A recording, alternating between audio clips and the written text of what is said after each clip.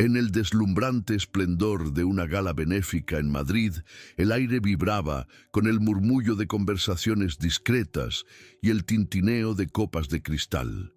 Candelabros majestuosos derramaban una luz dorada sobre la élite de la sociedad española, un universo de sedas, joyas y sonrisas ensayadas.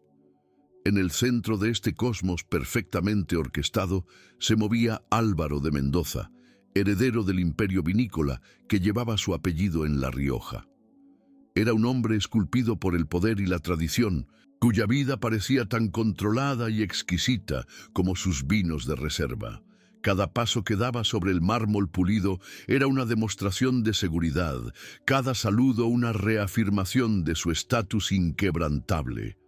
Su mundo era una fortaleza construida sobre los pilares del legado, el deber y un control férreo, un lugar donde el azar no tenía cabida y cada detalle de su existencia estaba meticulosamente planificado para perpetuar la grandeza de los Mendoza. La noche, como tantas otras, debía ser un mero trámite, una aparición pública para mantener las apariencias y consolidar alianzas silenciosas. No imaginaba que en ese salón, entre rostros conocidos y lujos previsibles, su universo entero estaba a punto de saltar por los aires. Debajo de esa fachada de empresario implacable y heredero seguro de sí mismo, Álvaro cargaba con un vacío que ningún éxito empresarial había logrado llenar. La ausencia de un hijo, de un continuador para la dinastía Mendoza, era una herida silenciosa que supuraba en la intimidad de sus noches solitarias. Años atrás, había tomado la decisión más difícil de su vida, sacrificando el amor en el altar del deber. El diagnóstico de infertilidad de su entonces esposa, Sofía, había sido una sentencia no solo para ella, sino para el futuro de su linaje. La presión de su madre, doña Carmen, una matriarca cuya voluntad era tan férrea como las viejas cepas de sus viñedos, lo había empujado a un divorcio que él justificó como una necesidad ineludible. Ahora, mientras observaba a otros hombres de su círculo con sus hijos a su lado, sentía el peso de esa elección.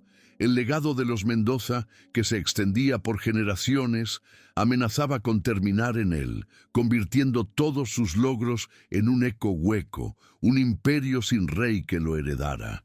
Esa lucha silenciosa era el motor oculto de su ambición, la sombra que se cernía sobre cada uno de sus triunfos. Fue entonces cuando la vio, al otro lado del abarrotado salón, como una aparición surgida de un pasado que creía enterrado y sellado. Estaba Sofía. El tiempo se detuvo. El murmullo de la gala se desvaneció hasta convertirse en un zumbido sordo en sus oídos.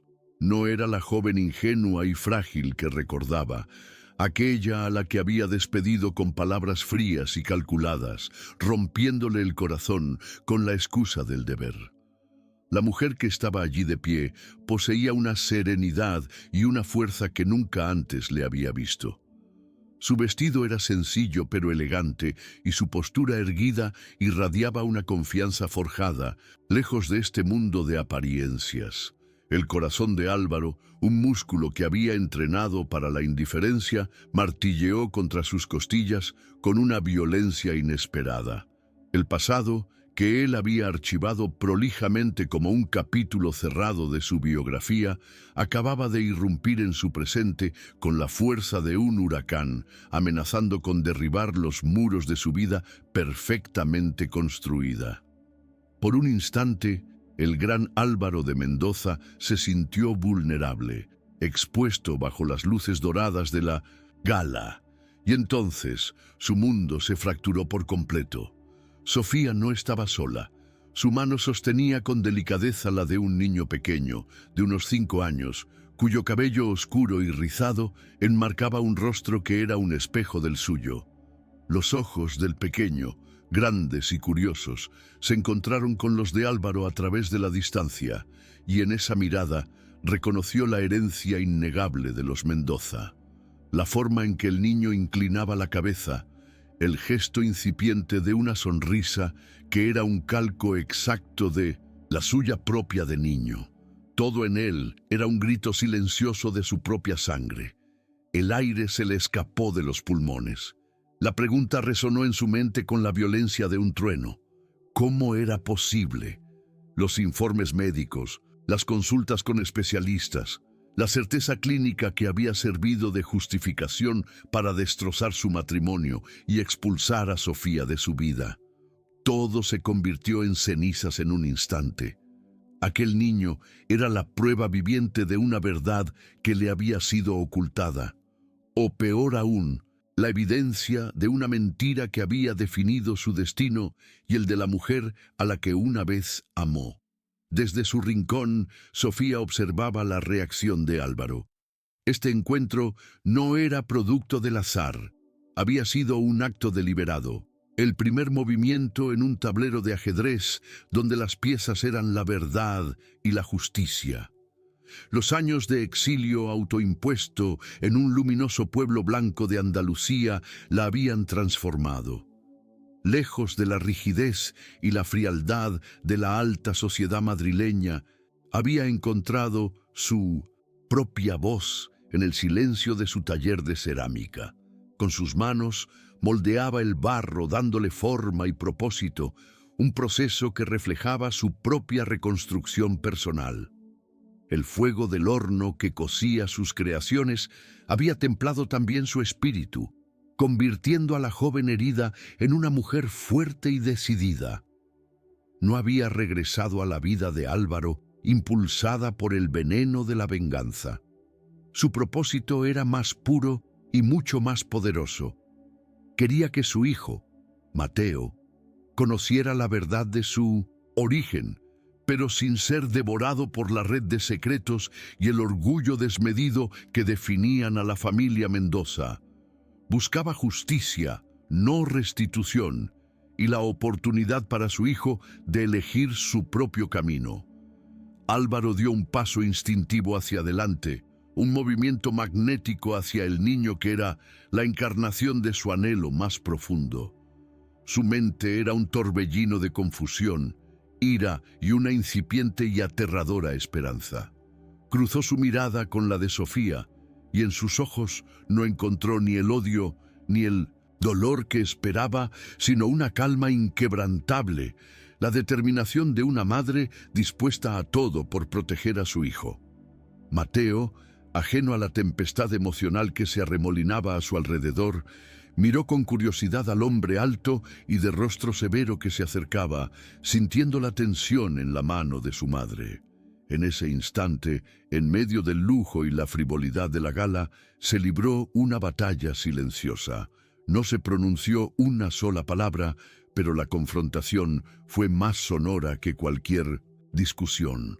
El cimiento sobre el que Álvaro de Mendoza había construido su identidad y su futuro acababa de resquebrajarse, y por esa grieta se asomaba una verdad que tenía el poder de destruirlo todo, o quizás de ofrecerle la única redención posible.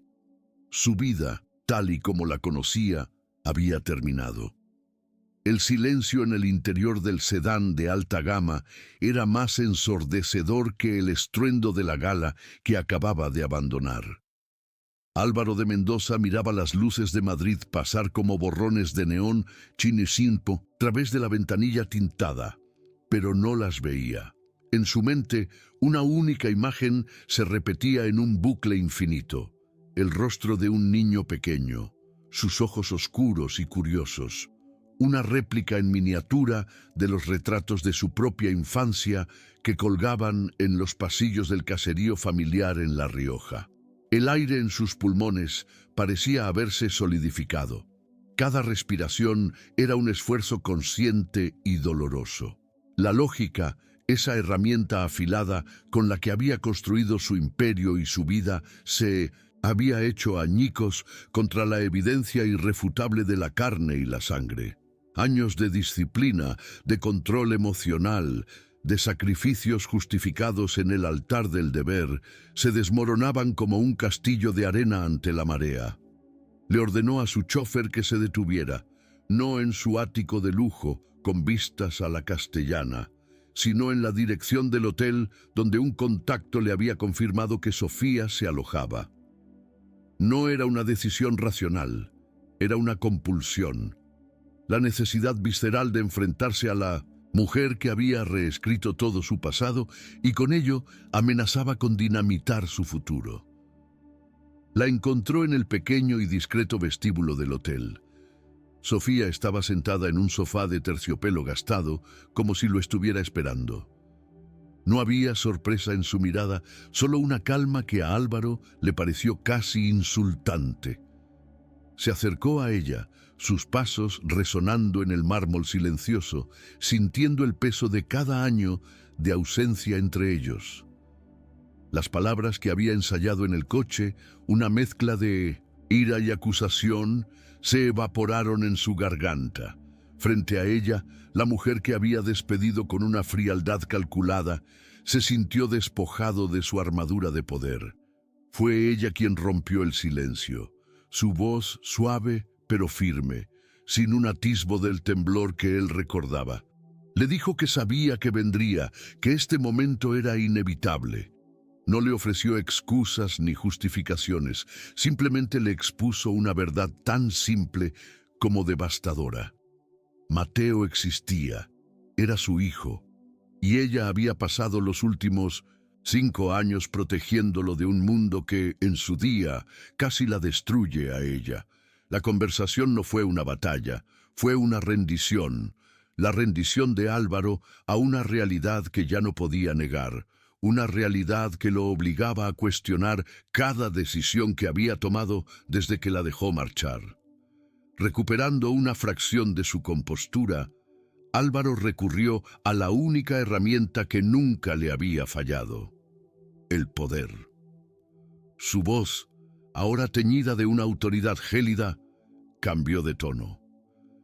Ya no era el hombre herido que buscaba respuestas, sino el heredero de un imperio reclamando lo que consideraba suyo. Le habló de linaje, de responsabilidad, del nombre Mendoza. Le dijo que un niño con su sangre no podía crecer en la sombra, lejos de su legítimo lugar en el mundo. Le ofreció un acuerdo generoso, una vida de lujos para ella en cualquier parte del mundo, a cambio de la custodia de Mateo.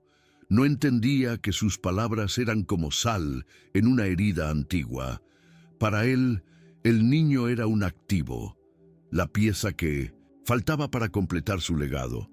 Para Sofía era su vida entera, el ancla que la había mantenido a flote en los años de soledad y reconstrucción. La propuesta de Álvaro no solo era insultante, sino que confirmaba todos los temores de Sofía. Él no veía a un hijo, veía a un sucesor, y ella no iba a permitir que Mateo fuera reducido a un simple eslabón en una cadena dinástica. La respuesta de Sofía fue un golpe directo al corazón del orgullo de Álvaro. Con una serenidad que lo desarmó, rechazó su oferta. Le explicó que el mundo del que él hablaba, ese universo de apariencias, deberes y frías transacciones, era una jaula dorada.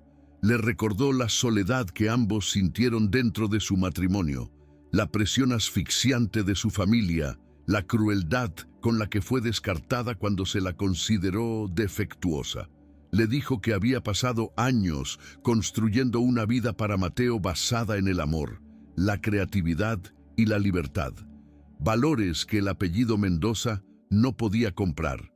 No se trataba de dinero ni de estatus. Se trataba de proteger el alma de su hijo. Le dejó claro que si quería formar parte de la vida de Mateo, tendría que hacerlo en sus términos, despojándose del arrogante manto de Álvaro de Mendoza y aprendiendo a ser simplemente un padre. La confrontación terminó con un ultimátum silencioso. La batalla no se libraría con dinero ni con poder, sino en el terreno de la humanidad, un campo de batalla en el que Álvaro se sentía completamente perdido y desarmado. La negativa de Sofía activó en Álvaro el instinto que lo había llevado a la cima del mundo empresarial. Si la razón y el dinero no funcionaban, usaría la fuerza. A la mañana siguiente, su despacho se convirtió en un cuartel general. Su abogado, un hombre conocido en los círculos de poder por su implacable eficacia, recibió instrucciones claras y precisas. Iniciar los trámites para reclamar la custodia total de Mateo. Se movilizarían todos los recursos del Imperio Mendoza. Se contratarían los mejores peritos. Se buscarían los argumentos legales más sólidos y, si era necesario, se explotaría cualquier debilidad en la vida de Sofía. Álvaro se convenció a sí mismo de que actuaba por el bien del niño, que le ofrecía un futuro que su madre nunca podría darle. Pero en el fondo de su conciencia, una voz le susurraba que aquello no era una lucha por un hijo, sino una guerra por el control, una reafirmación de su poder frente a la única persona que se había atrevido a desafiarlo y a mostrarle el vacío de su existencia. Estaba dispuesto a ganar, sin importar el coste emocional, sin darse cuenta de que en esa batalla incluso la victoria tendría el sabor amargo de la derrota. La vida a veces coloca obstáculos que parecen imposibles de superar. Para Sofía, el Imperio Mendoza se alzaba ante ella como una montaña infranqueable, una sombra que amenazaba con engullir la pequeña y luminosa vida que había construido para su hijo. Se enfrentaba a un ejército de abogados, a una fortuna ilimitada y a la influencia de un apellido que abría todas las puertas. Pero es en esas horas de máxima presión cuando descubrimos de qué estamos hechos. La fragilidad que una vez la definió se había convertido en una resiliencia forjada en el fuego de la adversidad. No estaba sola. Tenía la verdad de su lado y el amor incondicional por su hijo como escudo. Si tú ya has enfrentado un momento así, o conoces a alguien que necesita oír este mensaje, suscríbete y comparte. Historias como esta pueden inspirar a quien más lo necesita, recordándonos que la verdadera fuerza no reside en el poder, sino en el coraje de defender aquello que amamos. La noticia de la existencia de un nieto llegó a doña Carmen de Mendoza no como una bendición, sino como una crisis que debía ser gestionada. Sentada en el salón principal de la finca de La Rioja, rodeada de retratos de antepasados, cuyo legado defendía con uñas y dientes, escuchó el relato de su hijo con una impasibilidad glacial. No hubo alegría en su rostro, ni la emoción de una abuela. En su lugar, sus ojos, afilados como fragmentos de hielo, analizaron la situación con la precisión de un estratega militar. Para ella, Sofía no era la madre de su nieto. Era una enemiga que había regresado del pasado, una arribista que había ocultado su carta más valiosa durante 5 años para jugarla en el momento más oportuno. Su primera reacción no fue preguntar por el niño, sino cuestionar las intenciones de la madre. Inmediatamente, comenzó a tejer una narrativa en Mindonocint, la que Sofía era la villana, una mujer calculadora que buscaba desestabilizar a su familia y hacerse con una parte de su fortuna. Su mente ya estaba trabajando, diseñando una contraofensiva para neutralizar la amenaza y tomar el control de la situación. Doña Carmen no tardó en mover sus hilos. Convocó a Álvaro a La Rioja, no para ofrecerle consuelo o consejo paternal, sino para recordarle su deber. Le habló del apellido, del sacrificio de generaciones, de la sangre que corría por las venas de Mindonocint, ese niño, y que le pertenecía a la familia. Le pintó un cuadro en el que Sofía era una influencia peligrosa, una mujer resentida que podría envenenar la mente del heredero contra su propia estirpe. La matriarca fue clara. Debían conseguir la custodia a toda costa. El niño sería criado como un Mendoza bajo su tutela, aprendiendo los valores y las responsabilidades que le correspondían. Sutilmente le recordó a Álvaro su fracaso anterior, el no haber podido proporcionar un heredero, y presentó Esta situación no como una segunda oportunidad para ser padre, sino como una ocasión para enmendar su error y asegurar de una vez por todas la continuidad del linaje. La manipulación era tan experta y tan arraigada en su relación que Álvaro, a pesar de sus incipientes dudas, se sintió una vez más atrapado en la red de obligaciones que su madre había tejido a su alrededor desde que nació. La maquinaria de los Mendoza se puso en marcha con una eficiencia aterradora. A los pocos días, Sofía comenzó a sentir la presión.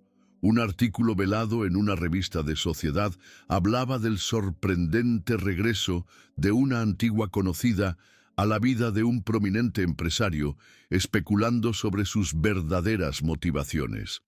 Un investigador privado, discreto pero omnipresente, comenzó a seguir sus pasos, documentando cada uno de sus movimientos. Las llamadas de sus pocos contactos en Madrid se volvieron frías y distantes. La influencia de doña Carmen era como un gas invisible y tóxico que contaminaba todo lo que Sofía tocaba, aislándola, intentando hacerla sentir pequeña e impotente. Era una guerra psicológica, diseñada para quebrarla antes de que la batalla legal siquiera comenzara. Querían que se rindiera, que aceptara el dinero y desapareciera. Pero cada acto de hostilidad, cada intento de intimidación, solo servía para reforzar la determinación de Sofía. Ya no era la joven asustada que había huido años atrás. Ahora luchaba por algo más grande que ella misma, y eso la hacía invencible. El primer encuentro supervisado entre Álvaro y Mateo tuvo lugar en un parque público, bajo la atenta mirada de una trabajadora social. Álvaro, incómodo y fuera de lugar, había llegado con una bolsa de una exclusiva juguetería, llena de regalos caros y tecnológicos. Esperaba impresionar al niño, comprar su afecto como estaba acostumbrado a comprarlo todo. Pero Mateo apenas miró los deslumbrantes juguetes. En su lugar, sacó de su pequeña mochila una figura de arcilla imperfecta, un pequeño caballo que había moldeado con su madre en su taller de Andalucía. Con la inocencia aplastante de un niño, se la ofreció a Álvaro. «Es para ti», le dijo. En ese instante, algo se rompió dentro del empresario. Sostuvo la pequeña figura en su mano, sintiendo su peso, la calidez que aún conservaba de las manos del niño. Por primera vez, el concepto de hijo dejó de ser una abstracción, un peón en su tablero de ajedrez dinástico, y se convirtió en una realidad tangible, vulnerable y abrumadoramente pura. Vio en los ojos de Mateo no a un heredero, sino a un niño que solo quería conectar, un niño que le ofrecía un regalo hecho de tiempo y amor, las dos únicas cosas que su fortuna no podía adquirir. Durante esa primera hora juntos, Álvaro se sintió torpe, un extraño tratando de aprender un idioma olvidado. Intentó hablarle de negocios, de viajes, de las cosas que conformaban su mundo, pero las palabras sonaban huecas y vacías frente a la sencilla curiosidad de Mateo. El niño le preguntó por las uvas, por cómo se convertían en vino, por si los tractores eran muy grandes. Sus preguntas no eran sobre el valor de las bodegas o la cuota de mercado, sino sobre la tierra, sobre el proceso, sobre la magia de la transformación. Álvaro, casi a su pesar, se encontró hablando de su propia infancia en La Rioja, de cómo su abuelo le enseñó a distinguir las diferentes cepas por la forma de sus hojas, del olor de la tierra mojada después de una tormenta. Mientras hablaba, una parte de sí mismo que creía muerta y enterrada bajo capas de ambición y pragmatismo comenzó a despertar. Vio en la fascinación del niño un eco de su propia pasión perdida, y por un fugaz momento, el empresario implacable desapareció, dejando a un hombre que simplemente compartía un recuerdo con su hijo. A veces, todo lo que necesitamos es una oportunidad o de alguien que crea en nosotros. En ese parque, bajo el sol de la tarde, Álvaro no solo conoció a su hijo, comenzó a reencontrarse consigo mismo. El pequeño Mateo, con su inocencia y su caballo de arcilla, le ofreció una oportunidad de redención, un camino de vuelta a la autenticidad que había perdido. Es en esos momentos de conexión genuina cuando la vida empieza a cambiar, cuando las murallas que construimos a nuestro alrededor comienzan a agrietarse. Si crees que todos merecen una oportunidad para sanar y transformarse, suscríbete y ayuda a esparcir mensajes como este. Juntos, podemos recordar al mundo que la verdadera riqueza no se mide en posesiones, sino en los lazos de amor que somos capaces de construir. Mientras la presión de los Mendoza se intensificaba, una mano amiga se extendió hacia Sofía desde el lugar más inesperado. Una tarde, recibió una llamada de un número desconocido. La voz al otro lado era grave y amable, y se presentó como Javier, el antiguo capataz de la finca de La Rioja, un hombre que había trabajado para el padre de Álvaro durante más de 40 años. Le dijo que había seguido las noticias y que sabía la clase de mujer que era doña Carmen. Javier recordaba a Sofía con cariño, y más importante aún, recordaba el respeto que el difunto don Ricardo Mendoza sentía por ella. Le confesó que nunca había confiado en la versión oficial de su partida y que siempre había sospechado de las maquinaciones de la matriarca. Le ofreció su ayuda, su lealtad y, lo más crucial, su conocimiento de los secretos que se escondían entre los viñedos y las paredes del viejo caserío. Por primera vez desde su regreso a Madrid, Sofía no se sintió completamente sola. Tenía un aliado, un puente hacia un pasado que contenía las claves para asegurar el futuro de su hijo. La conversación con Javier plantó una semilla de duda en la mente de Álvaro, una que comenzó a crecer y a enredarse con sus propios recuerdos fragmentados. Empezó a pensar en el diagnóstico de infertilidad de Sofía.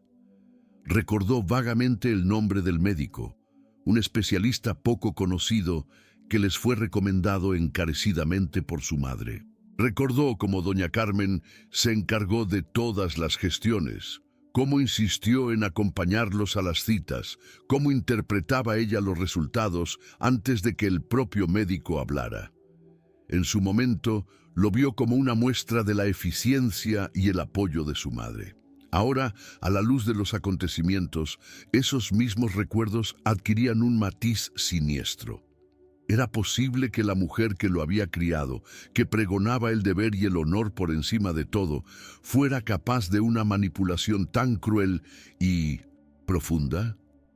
La idea era tan monstruosa que su mente se resistía a aceptarla, pero la existencia de Mateo era una prueba viviente de que algo en esa historia no encajaba. La fortaleza de certezas sobre la que había construido su vida comenzaba a mostrar grietas alarmantes. Doña Carmen, con su instinto animal para el control, percibió el cambio en su hijo. Notó su vacilación, las preguntas veladas, la distancia creciente en sus conversaciones. Para reafirmar su dominio, organizó una cena en la residencia de Madrid, convocando al círculo más íntimo y poderoso de la familia. Tíos, primos, consejeros de la empresa, todos estaban allí para formar un frente unido. La velada fue una exhibición de poder y una clase magistral de manipulación psicológica.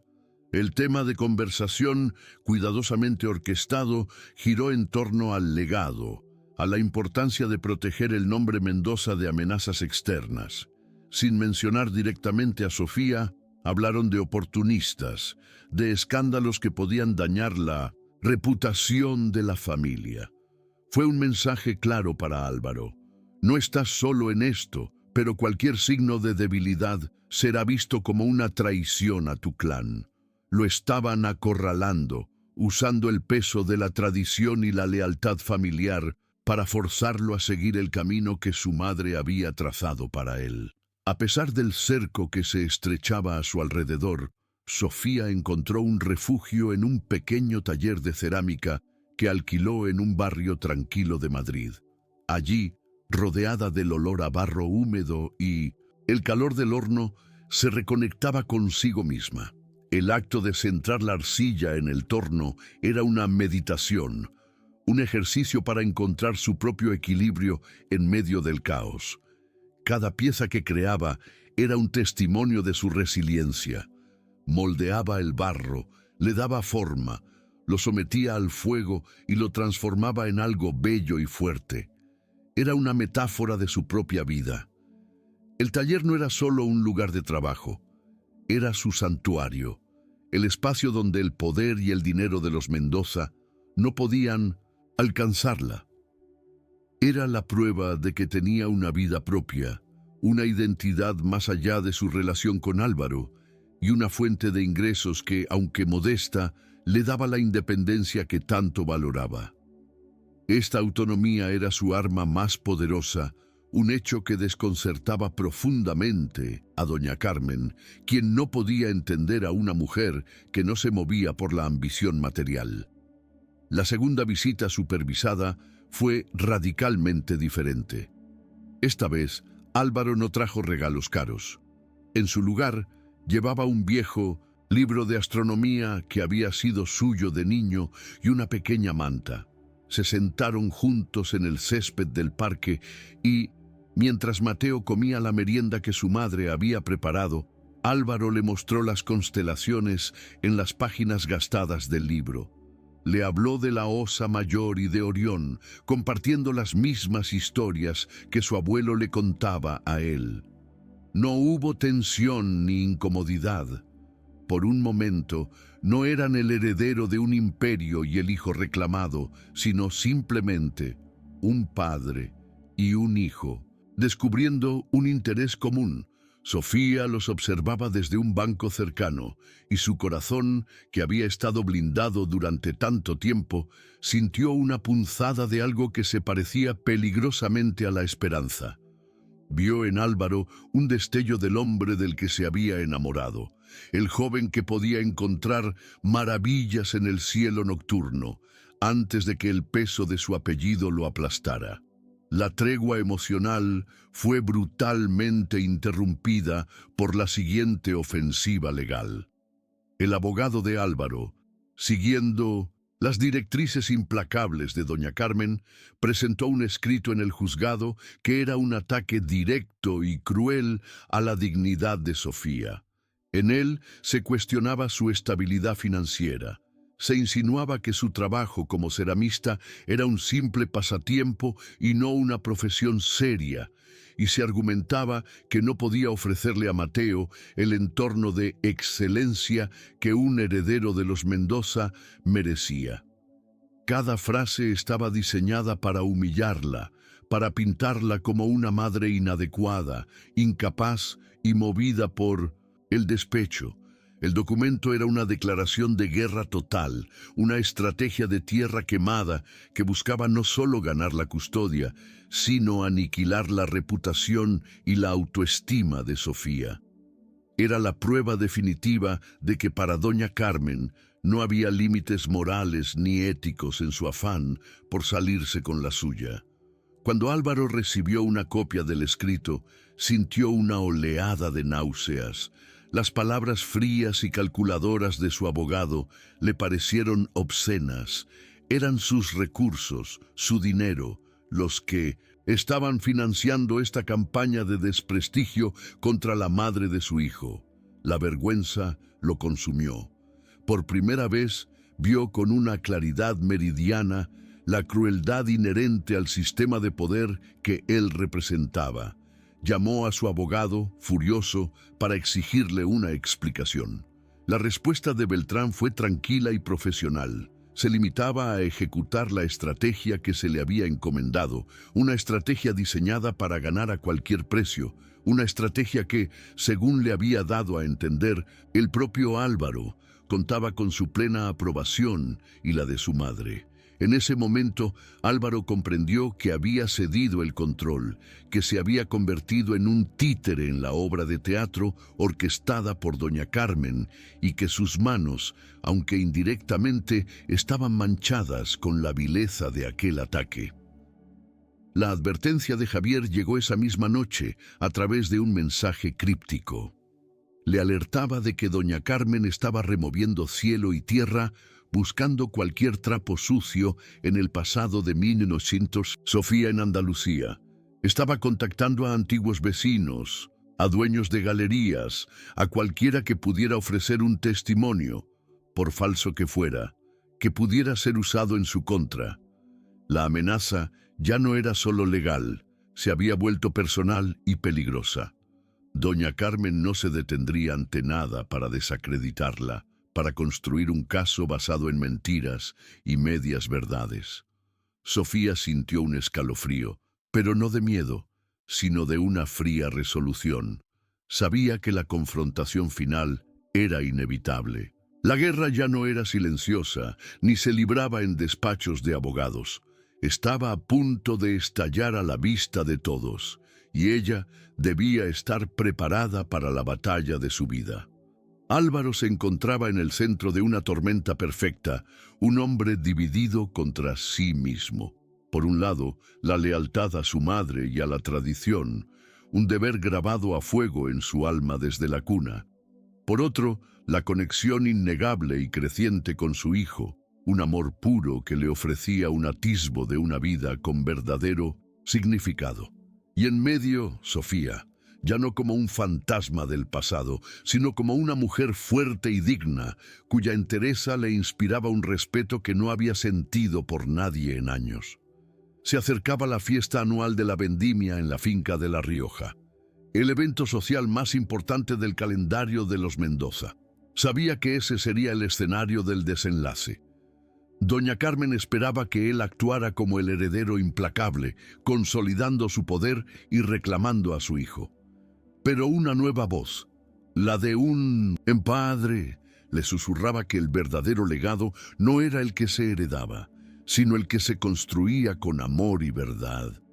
La finca, bañada por la luz dorada del atardecer riojano, se preparaba para la gran fiesta de la vendimia. El aire olía a tierra fértil, a mosto y a los secretos que se aferraban a las viejas paredes de piedra del caserío. Cientos de invitados, la flor y nata de la sociedad española, paseaban entre las hileras de vides, sus risas y conversaciones, tejiendo una sinfonía de opulencia y poder. Álvaro se movía entre ellos como un autómata, la máscara del anfitrión perfecto, firmemente colocada sobre un rostro que ocultaba una tormenta interior. Cada copa de vino que levantaba, cada saludo que devolvía, se sentía como una mentira. Sabía que aquella noche no era una celebración, sino un campo de batalla. Su madre, doña Carmen, regia y formidable en su vestido de alta costura, era la generala al mando, moviendo sus piezas con una precisión letal, esperando el momento de asestar el golpe definitivo a Sofía y reclamar a su nieto como un trofeo de guerra. Álvaro sentía el peso de la historia sobre sus hombros, la presión de un linaje que exigía sacrificios, pero por primera vez, una fuerza nueva y poderosa, el amor por su hijo, le susurraba que el mayor sacrificio sería traicionarse a sí mismo. La llegada de Sofía silenció los murmullos del jardín. No entró por la puerta principal como una invitada más, sino que apareció desde los viñedos, como si emergiera de la propia tierra que los Mendoza pretendían poseer. No llevaba joyas ostentosas ni un vestido diseñado para impresionar, sino un sencillo atuendo de lino que resaltaba su dignidad serena y la fuerza que había cultivado en su exilio. No estaba sola. A su lado caminaba Javier, el viejo capataz, su rostro curtido por el sol y el trabajo, su espalda recta por una lealtad que no se debía a los títulos, sino a la memoria de don Ricardo, el difunto padre de Álvaro. La presencia de aquel hombre era una declaración en sí misma, un ancla de autenticidad en un mar de apariencias. Las miradas se volvieron hacia ellos, cargadas de curiosidad y veneno.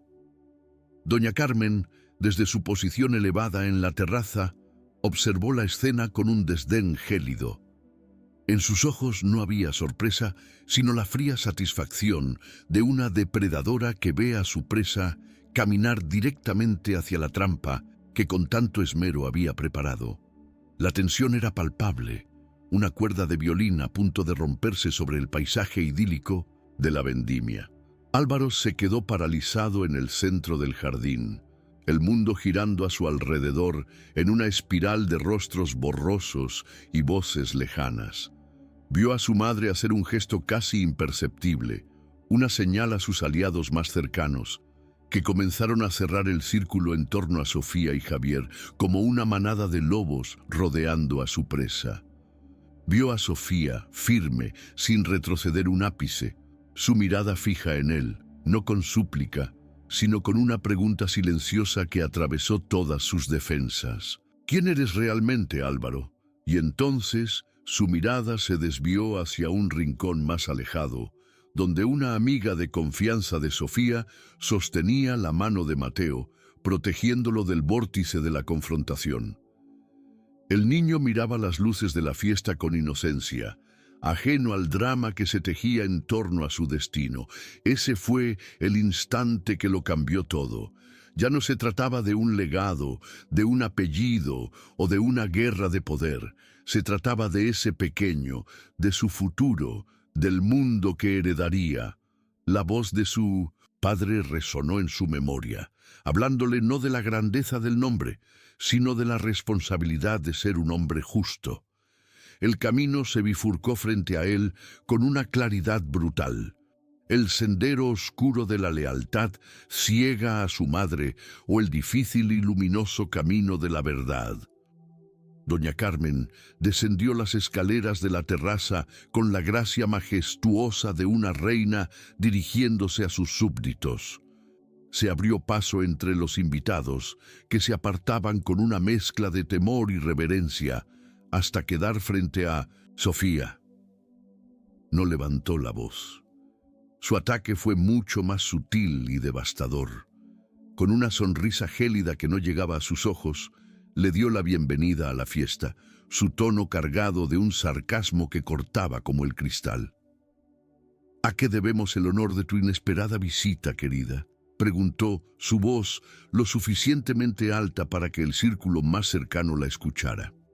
Creía que habías encontrado tu lugar entre el barro y la sencillez. ¿O es que el olor del dinero de los Mendoza es demasiado difícil de olvidar?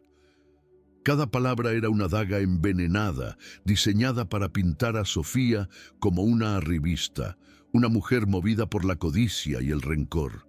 Intentaba despojarla de su dignidad, reducirla a una caricatura vulgar ante la misma sociedad que años atrás la había expulsado.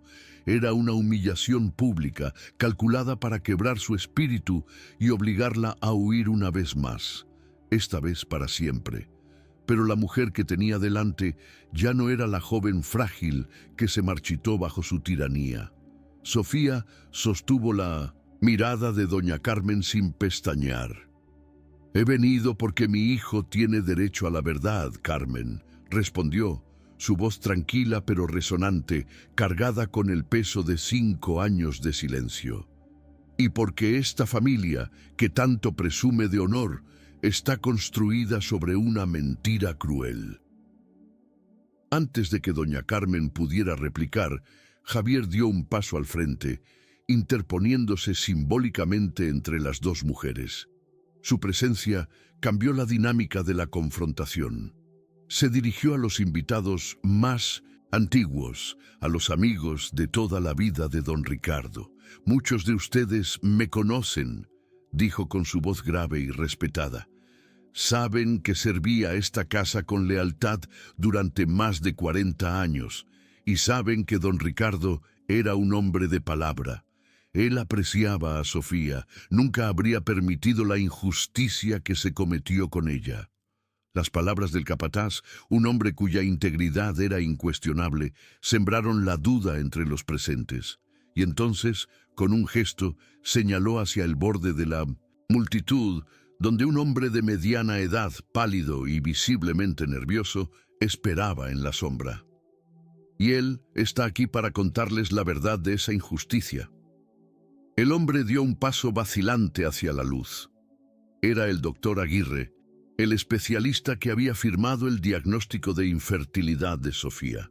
El silencio que se apoderó del jardín fue absoluto, denso y expectante.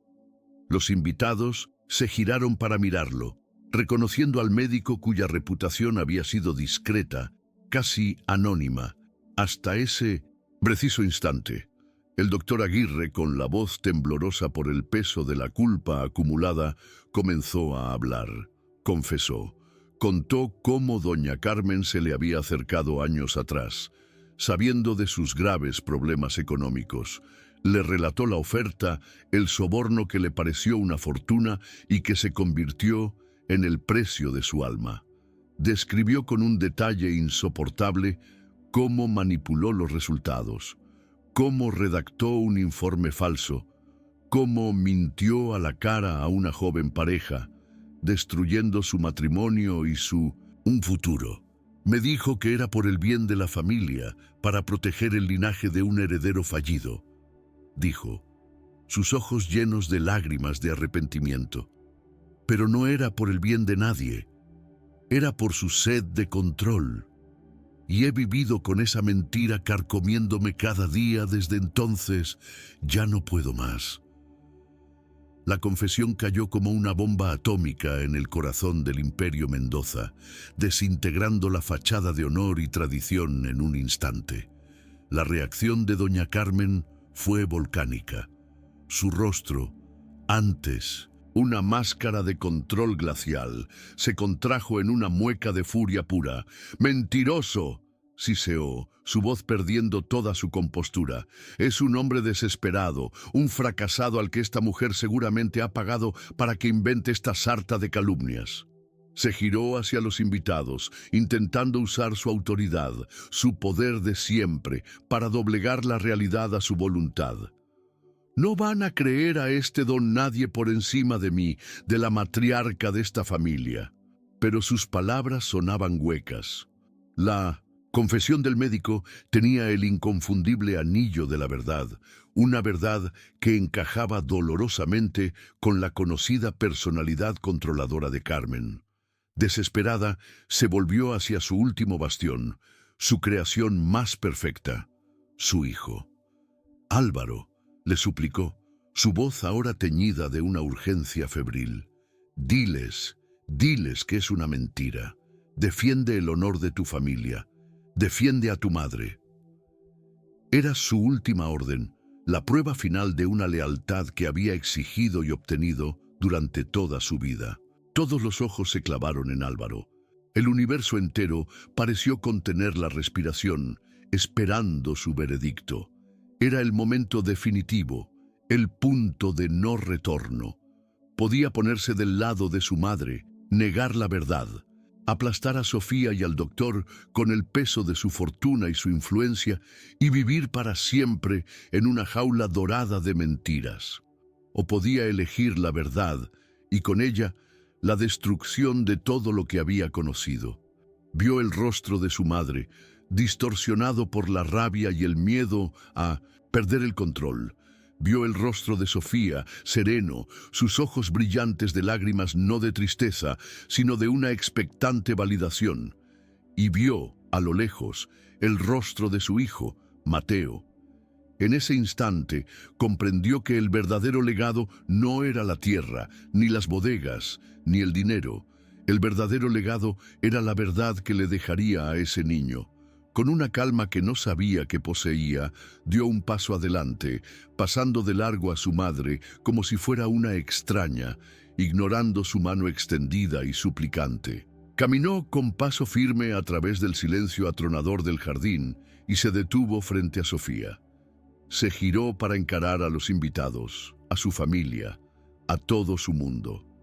Su voz, cuando habló, no era la del empresario implacable, sino la de un hombre despojado de todas sus defensas. Lo que ha dicho el doctor Aguirre, comenzó, su voz clara y firme, es la verdad. Un jadeo colectivo recorrió la multitud. Mi madre orquestó una mentira para separarme de la mujer que amaba, y yo fui un cobarde por no cuestionarla. Fui un ciego voluntario, más preocupado por el deber y el legado que por la justicia y el amor. Luego se giró hacia el lugar donde estaba su hijo y lo señaló. Y ese niño, Mateo, es la prueba viviente de esa mentira. Pero también es la prueba de la verdad. Él es mi hijo. La declaración pública, inequívoca y rotunda, selló el destino de la noche. Reconoció su paternidad no como una reclamación de propiedad, sino como una aceptación de responsabilidad.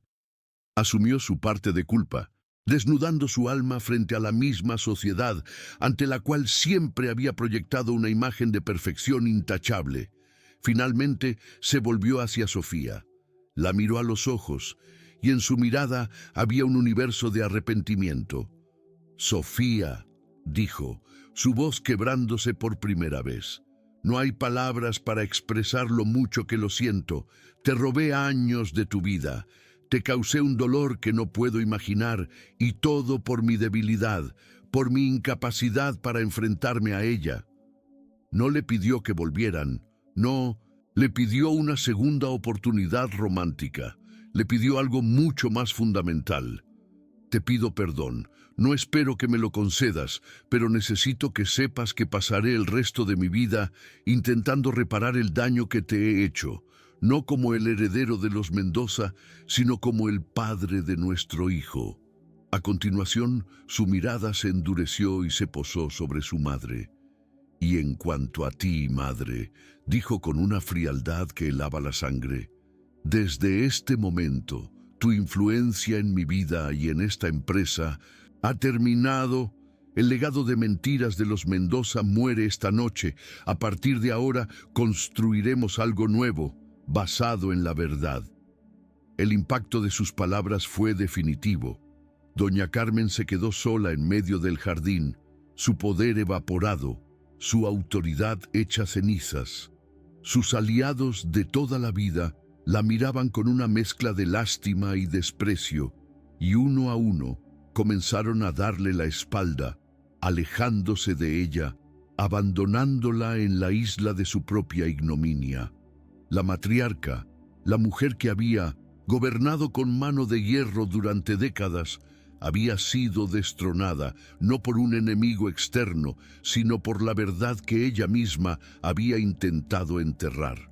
Álvaro se acercó lentamente a Mateo, se arrodilló para estar a su altura y por primera vez tomó la mano de su hijo sin la supervisión de nadie.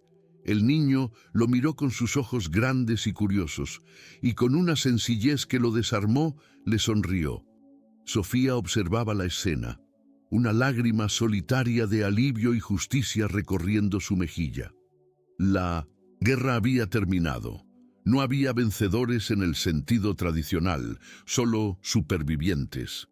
Pero en las ruinas del viejo imperio, entre los escombros de una dinastía basada en el engaño, brotaba la frágil semilla de un nuevo comienzo, uno regado por la verdad y la esperanza de redención.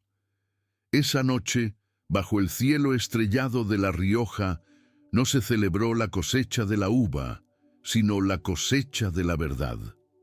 La historia de Álvaro y Sofía se convirtió en una leyenda susurrada en los salones de la alta sociedad, una parábola sobre el poder, la mentira y la redención. Nos enseña que las murallas más altas que construimos para proteger un legado a menudo se convierten en la prisión de nuestra propia alma.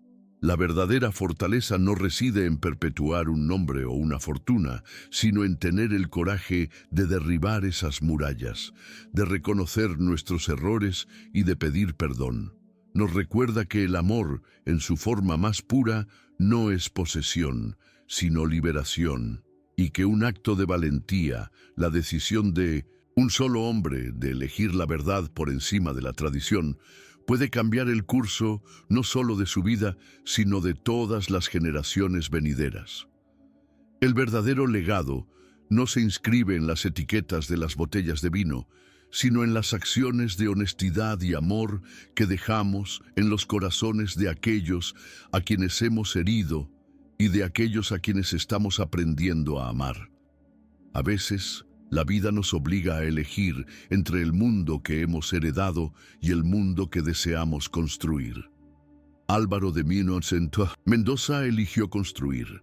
Al enfrentarse a su madre y a las mentiras que sustentaban su existencia, no solo liberó a Sofía y a su hijo, sino que se liberó a sí mismo. Demostró que nunca es tarde para reescribir nuestra propia historia, para cambiar el guión que nos ha sido impuesto y encontrar nuestra propia voz. La suya ya no era la voz del deber, sino la de un padre.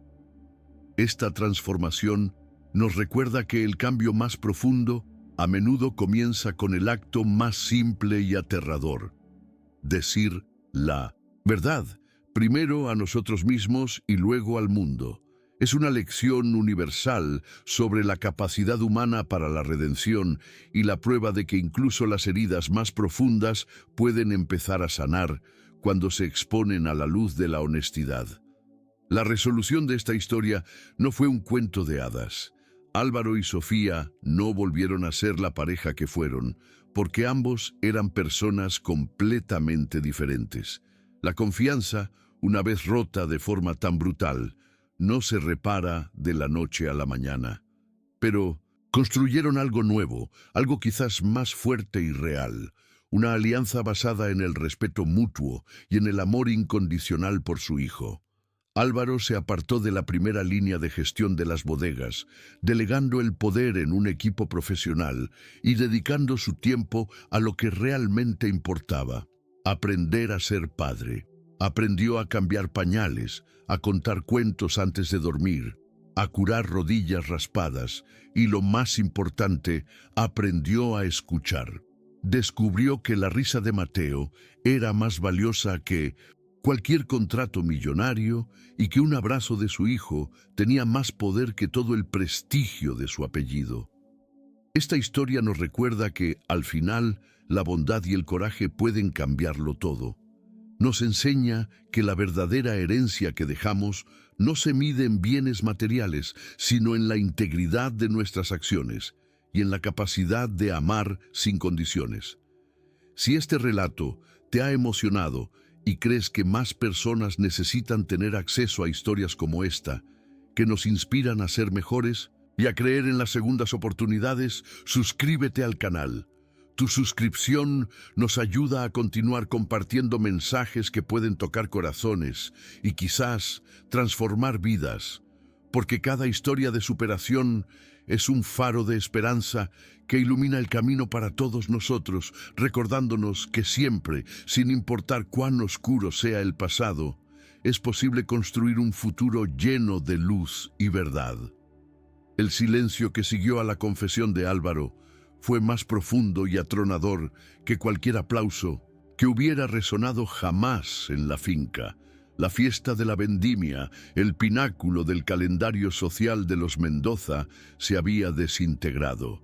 Los invitados, antes partícipes de un espectáculo de poder, ahora eran testigos incómodos de la implosión de una dinastía.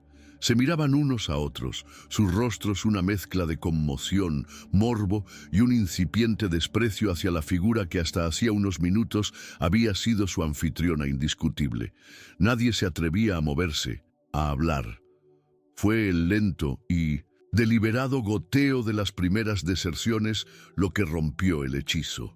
Primero, los socios comerciales más importantes, con una excusa murmurada y una mirada de soslayo hacia Álvaro, como si buscaran su aprobación para abandonar el barco que se hundía.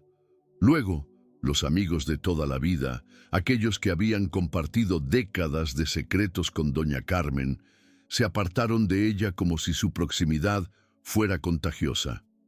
La dejaron sola en el centro del jardín, una reina destronada en un reino de 1900 cenizas, su rostro una máscara de incredulidad y furia impotente. Álvaro no le dedicó una segunda mirada.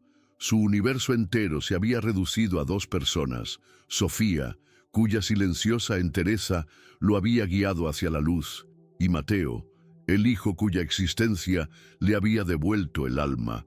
El aire de La Rioja, antes cargado del dulce aroma del éxito, olía ahora a la amarga fragancia de la verdad. Lejos del tumulto moribundo de la fiesta, en la quietud de la vieja biblioteca de su abuelo, Álvaro y Sofía mantuvieron su primera conversación en este nuevo mundo que acababan de crear. El espacio, lleno de libros encuadernados en cuero y el aroma a madera y tiempo, contrastaba con la crudeza de sus emociones. No hubo recriminaciones ni un torrente de disculpas. Las palabras parecían insuficientes, casi triviales, frente a la magnitud de los años perdidos y el dolor infligido. Álvaro se sentó frente a ella, no como el dueño de todo aquello, sino como un suplicante. Su voz era baja, despojada de toda la arrogancia que la había caracterizado. No habló de amor, ni de un futuro juntos. Habló de restitución. Le preguntó qué necesitaba, qué quería, cómo podía empezar a enmendar el daño. Le ofreció traspasar a su nombre una parte significativa de las bodegas, no como una compra de su silencio, sino como un reconocimiento tangible de lo que le había sido arrebatado. Sofía lo escuchó con una calma que lo desarmó. Negó con la cabeza. No quería su dinero, ni su empresa. Lo único que siempre había querido era la verdad. Y ahora que la tenía, lo único que pedía era tiempo. Tiempo para que Mateo procesara, tiempo para que ella misma sanara y tiempo para que él demostrara con hechos, no con palabras ni con cheques, que el hombre que había emergido de las ruinas de esa noche era real y no otra fachada. A la mañana siguiente, el sol se alzó sobre los viñedos de La Rioja con su indiferencia habitual, iluminando una escena de desolación silenciosa. Para doña Carmen, el amanecer no trajo un nuevo día, sino el comienzo de su exilio interior.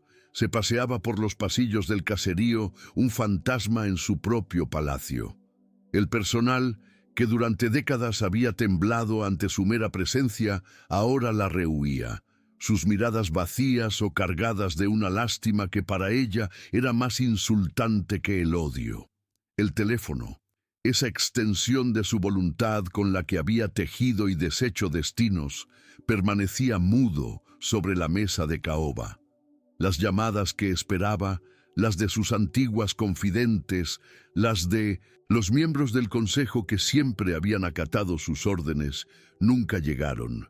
Su red de poder, construida sobre el miedo, la lealtad comprada y la manipulación, se había desvanecido en una sola noche.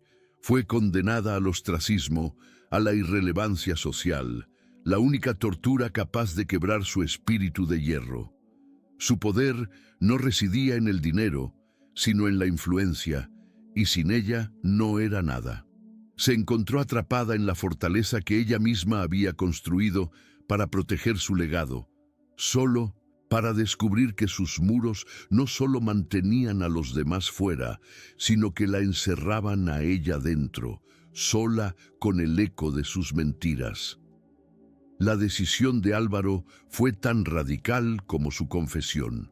En lugar de regresar a su ático en Madrid para gestionar la crisis de relaciones públicas, hizo algo que nadie esperaba. Hizo las maletas y condujo hacia el sur, hacia la luz de Andalucía. No se presentó en la puerta de Sofía, no invadió el santuario que ella había construido.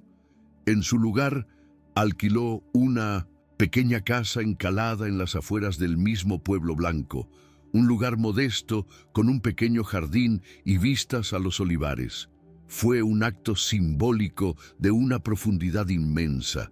Estaba abandonando voluntariamente el territorio de los Mendoza, despojándose de los símbolos de su poder para entrar en el mundo de Sofía y Mateo, un mundo regido por otros valores: la luz, el arte, la comunidad, la sencillez.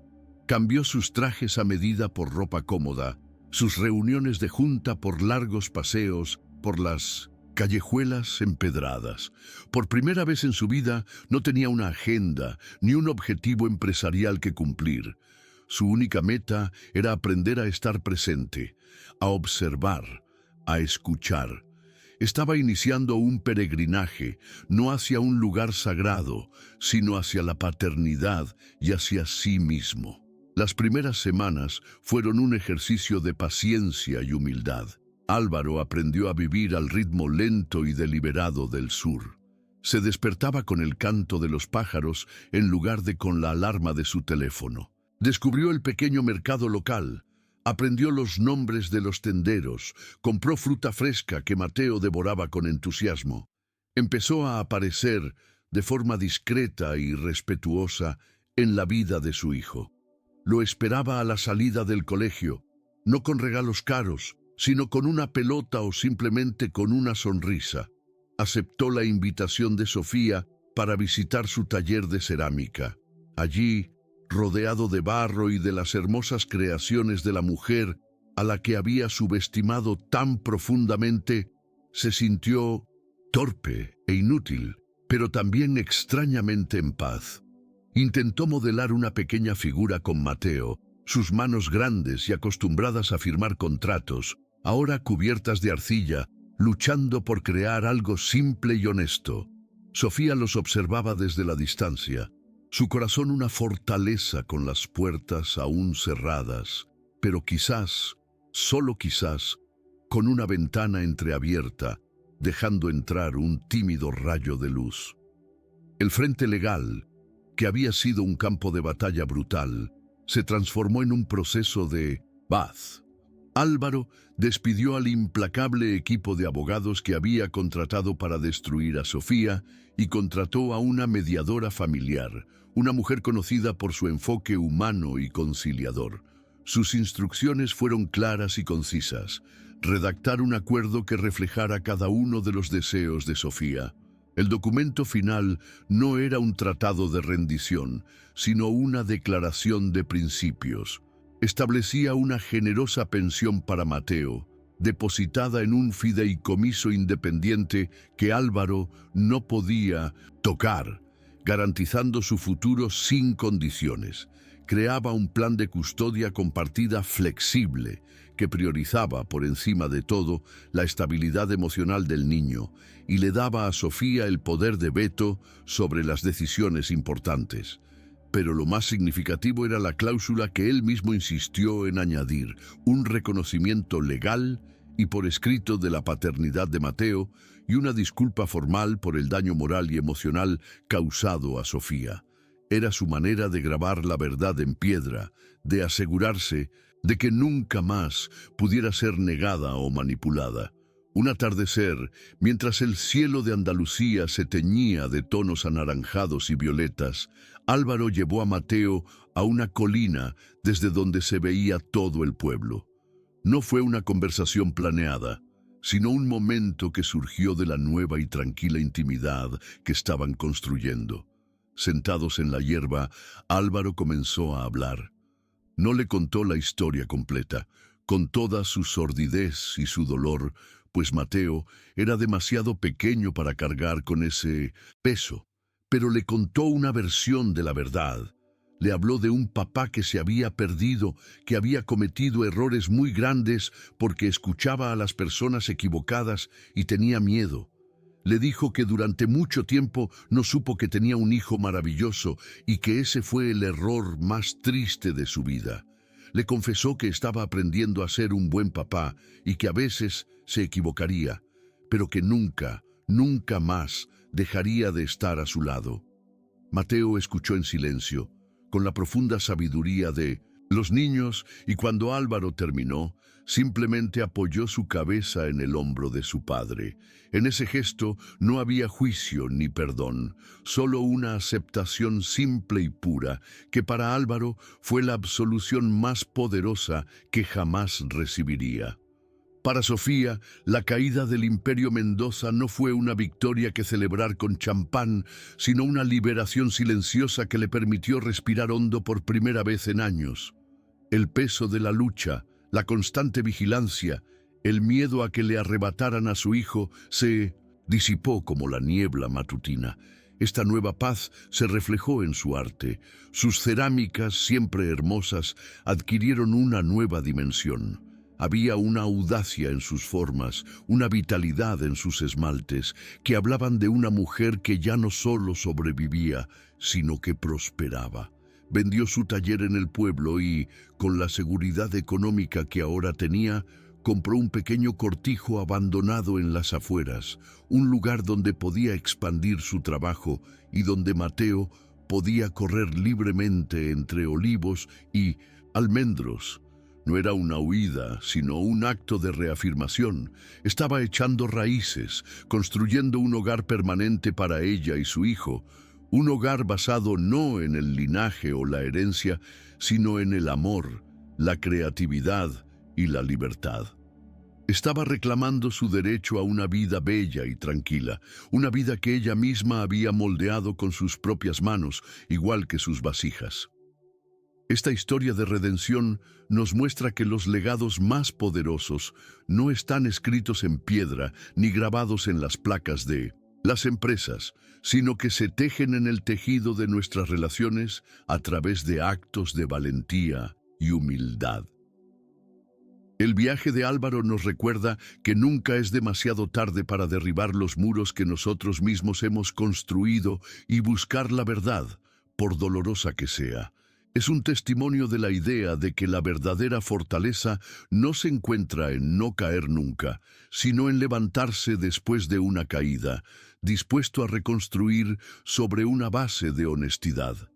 Si esta historia ha conmovido tu corazón y ha reafirmado tu fe en el poder del perdón y de las segundas oportunidades, suscríbete a nuestro canal.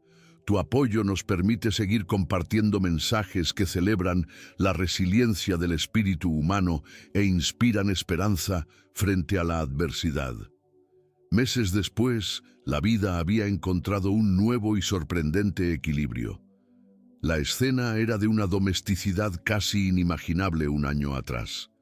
En el patio soleado del nuevo cortijo de Sofía, el aire olía a tierra mojada y a lavanda. Mateo, con 1900, las manos cubiertas de barro, reía a carcajadas mientras intentaba enseñar a su padre cómo usar el torno de alfarero.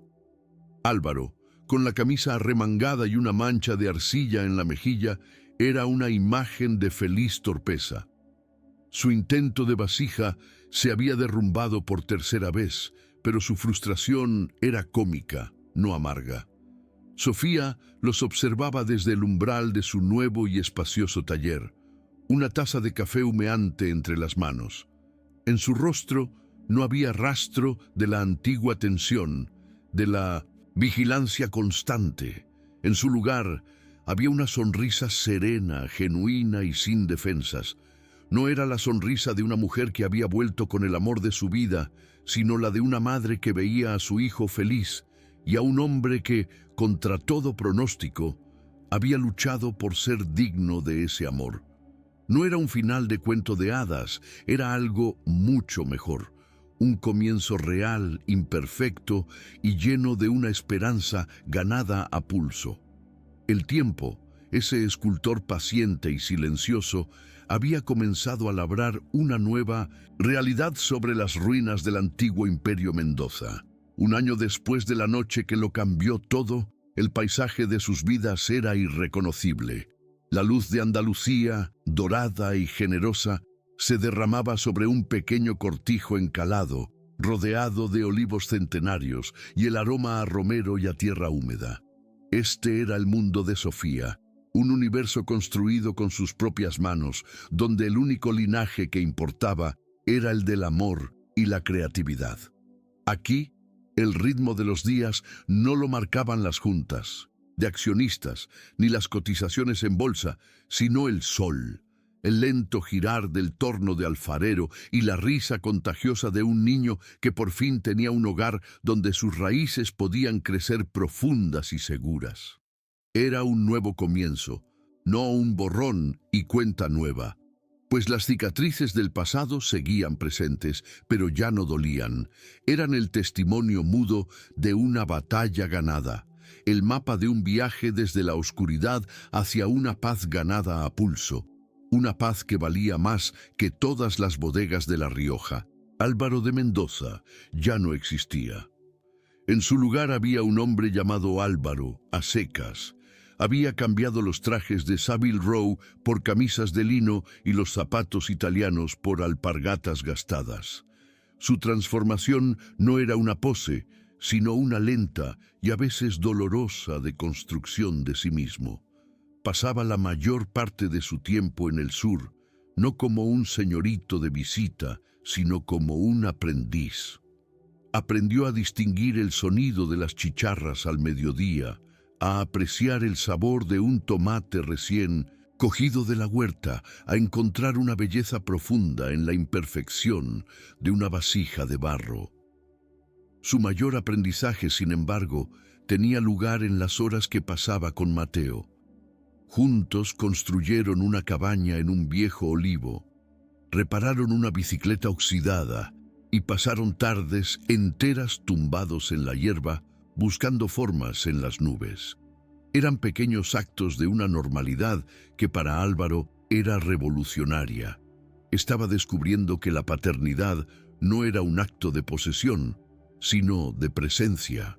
Cada día, con cada gesto, estaba desaprendiendo a ser un heredero para aprender, humildemente, a ser un padre.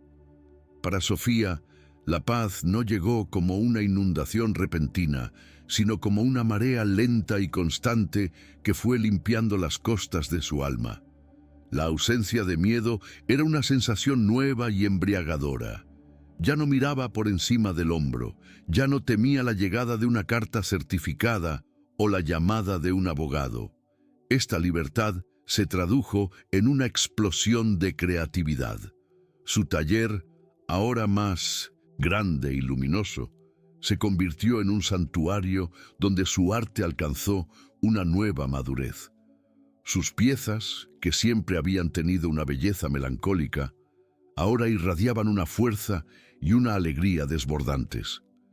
Galerías de toda Europa comenzaron a interesarse por su trabajo, no por el eco del escándalo Mendoza, sino por el mérito intrínseco de su talento.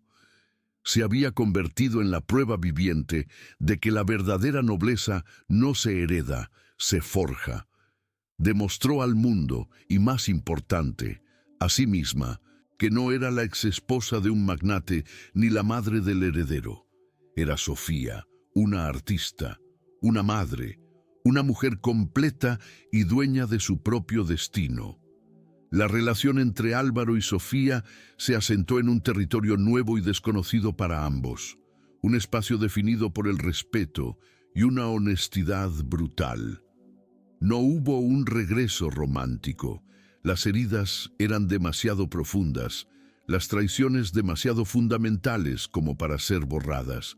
Sin embargo, en lugar de un amor reavivado, encontraron algo quizás más duradero, una sólida amistad y una alianza inquebrantable por el bienestar de su hijo. Sus conversaciones ya no giraban en torno al pasado, sino al futuro de Mateo. Discutían sobre su educación, sus sueños, sus pequeños miedos. Aprendieron a reírse juntos de las ocurrencias del niño y a apoyarse en los momentos de duda. Álvaro encontró en Sofía una consejera sabia y una brújula moral, mientras que ella descubrió en él a un hombre vulnerable y genuinamente arrepentido, dispuesto a hacer el trabajo duro de la redención. Eran dos almas que no podían volver a unirse como antes, pero que habían aprendido a caminar en paralelo, unidas para siempre por el amor a su hijo. Mientras tanto, en La Rioja, el otoño había llegado a la finca de los Mendoza, pero el frío que se sentía en el caserío no era estacional. Doña Carmen vivía en un exilio dorado, rodeada de lujos que ya no le ofrecían consuelo. Su poder, que había sido absoluto, se había desvanecido como el humo. La sociedad que la había venerado ahora la ignoraba. Sus antiguas amigas cruzaban la calle para no saludarla. Los miembros del consejo de la empresa, ahora bajo una nueva dirección profesionalizada por Álvaro, la trataban con una cortesía gélida que era peor que el desprecio. Estaba sola, prisionera en el mausoleo de su propio orgullo. A veces, desde la ventana de su salón, veía a los trabajadores en los viñedos y comprendía la amarga ironía de su destino. Había luchado toda su vida por controlar un legado, solo para descubrir que un legado sin amor es un reino vacío. Su castigo no fue la pobreza ni la cárcel, sino la irrelevancia, la lenta e inexorable erosión de todo lo que una vez había definido su existencia. El concepto de legado fue la transformación más profunda para Álvaro. Un día llevó a Mateo a La Rioja. Caminaron juntos por las mismas hileras de vides donde él había paseado de niño con su abuelo. Pero el relato que le contó a su hijo era diferente. No le habló de cuotas de mercado, de premios internacionales o del valor de la marca Mendoza. Le habló de la tierra, de la paciencia que requiere una cepa para madurar, del trabajo duro de los vendimiadores bajo el sol. Le enseñó a oler la tierra después de la lluvia y a sentir la textura rugosa de una hoja de tempranillo.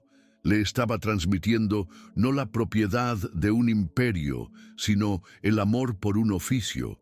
Comprendió que el verdadero legado no era el nombre que se imprime en una etiqueta, sino los valores que se siembran en el corazón de un hijo. La honestidad, el respeto por el trabajo bien hecho y la humildad para reconocer que solo somos custodios temporales de la tierra que nos ha sido prestada. En la quietud de su nueva vida, Álvaro a menudo se encontraba reflexionando sobre la naturaleza de la riqueza. Durante años había medido su valor en cifras, en adquisiciones, en el poder que su nombre ejercía sobre los demás. Había creído que la seguridad residía en el control, que la felicidad era un subproducto del éxito. ¡Qué ciego había estado! Ahora entendía que la verdadera riqueza no se puede cuantificar. Se encuentra en el peso de la cabeza de tu hijo durmiendo sobre tu hombro, en el sabor de una comida compartida, en el silencio cómodo con alguien que te conoce de verdad, en la satisfacción de crear algo con tus propias manos, aunque sea una imperfecta vasija de barro. Había tenido que perderlo todo, o lo que él creía que era todo, para descubrir lo que realmente importaba. Se dio cuenta de que no había perdido un reino, había ganado un alma, y ese era un intercambio por el que estaría eternamente agradecido. Sofía, por su parte, encontró su propia forma de epílogo.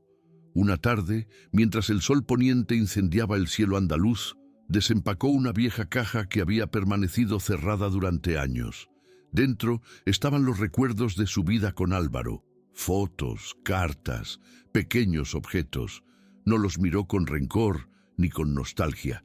Los observó con la distancia serena de quien contempla un paisaje antiguo.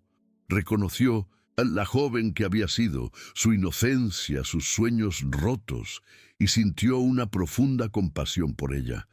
Pero ya no era ella. El fuego del horno, como el fuego de la vida, la había transformado. Con cuidado, tomó cada objeto y los colocó en una pequeña hoguera en el patio. No fue un acto de ira, sino de liberación. Mientras las llamas consumían el pasado, no sintió tristeza, sino una inmensa gratitud. Gratitud por el dolor que la había hecho fuerte, por la mentira que la había conducido a la verdad, y por el hijo que era el hermoso y resiliente fruto de todo aquel viaje. Esta historia nos enseña una lección fundamental. Las murallas que construimos para proteger un legado a menudo se convierten en la prisión de nuestra propia alma. Nos muestra que la verdad, por muy aterradora que parezca, es la única llave que puede abrir las puertas de esa prisión y conducirnos a la libertad. La vida de Álvaro y Sofía es un testimonio de que la redención es posible, pero no es un regalo. Es un camino que se recorre con cada acto de humildad, con cada disculpa sincera, con cada decisión de elegir la honestidad por encima de la conveniencia. Nos recuerda que el coraje no es la ausencia de miedo, sino la voluntad de actuar a pesar de él, especialmente cuando lo que está en juego es el corazón y el futuro de aquellos a quienes amamos. Al final, ¿qué es un legado? ¿Es un nombre grabado en la piedra de un edificio? ¿O es la huella invisible que dejamos en las vidas de los demás? La dinastía Mendoza, con todo su poder y su riqueza, estuvo a punto de convertirse en un relato de orgullo y engaño. Pero un acto de valentía lo cambió todo. Nos obliga a preguntarnos sobre nuestras propias vidas. ¿Estamos construyendo un legado de apariencias basado en el éxito y el estatus, o uno de amor basado en la conexión, la empatía y la verdad? La respuesta a esa pregunta define no solo quiénes somos, sino qué dejaremos atrás cuando ya no estemos. Porque el amor, en su forma más pura y honesta, es la única herencia que sobrevive al paso del tiempo, la única fortuna que nunca se devalúa. Historias como esta nos recuerdan que en el corazón de cada familia, de cada persona, hay una batalla entre el orgullo y la humildad, entre la mentira y la verdad. Nos enseñan que nunca es tarde para reescribir nuestro propio final, para elegir el amor por encima del deber y para encontrar la verdadera riqueza en las cosas que el dinero no puede comprar. Si este relato ha resonado contigo y crees en el poder transformador de la honestidad y el perdón, suscríbete a nuestro canal. Tu apoyo nos permite seguir compartiendo mensajes de esperanza que nos inspiran a todos a construir legados de amor, un acto de valentía a la vez. Porque cada historia de redención es una luz que nos recuerda que, incluso después de la noche más oscura, siempre puede amanecer.